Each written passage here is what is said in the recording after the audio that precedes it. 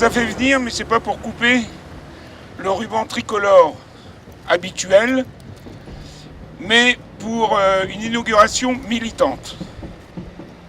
Vous savez, je redirai 2 mots tout à l'heure. Vous savez, vous avez déjà certainement entendu les silences gouvernementaux concernant le barreau Creil-Roissy ou Roissy-Picardie.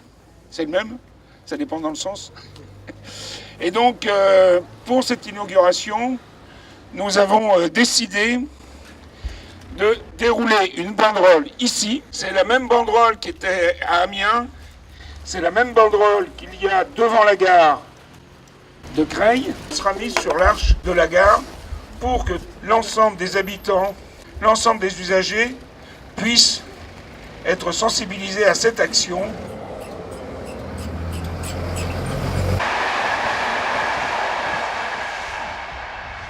Cette semaine de la mobilité est l'occasion de rappeler à nos gouvernants que notre territoire, porte d'entrée de l'Oise et des Hauts-de-France avec la région parisienne, doit être raccordé à Roissy. Une pétition a été mise en ligne mercredi dans le cadre de la semaine de la mobilité. Nous obtenons en ce moment plus de 700 signatures. J'invite tous les habitants de notre département et bien au-delà à manifester leur attachement en signant la pétition en ligne. Les usagers qui subissent au quotidien les embouteillages pour se rendre sur le plus gros site d'emploi, à savoir la plateforme de Roissy, ne doivent pas rester silencieux. Il faut que ce vieux monsieur, le pont Y, vieux de 92 ans, après avoir vu passer de nombreux trains et machines, de la locomotive vapeur au train électrique, dernier modèle, il faut qu'il puisse regarder, se croiser les TGV venant de Roissy et d'Amiens en gare de Creil et passer entre ses jambes les TER d'Amiens, Compiègne, Creil vers Roissy.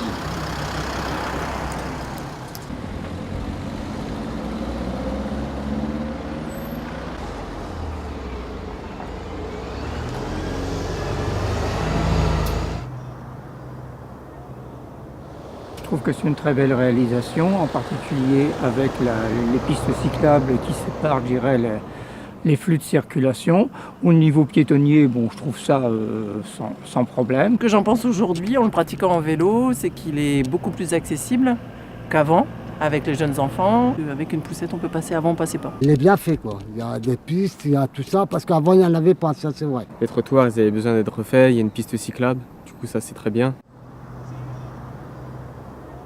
Le pont Y, pour moi, c'est un passage entre Creil, Nogent-Montataire, sans passer par les 4 voies. C'est un lieu de passage absolument indispensable pour passer d'une commune à l'autre. Oui, sans ça, il faudrait faire un passage souterrain sous les voies de chemin de fer, sinon. Non, c'est absolument indispensable. Il n'y en a pas beaucoup de ponts qui franchissent les voies de chemin de fer.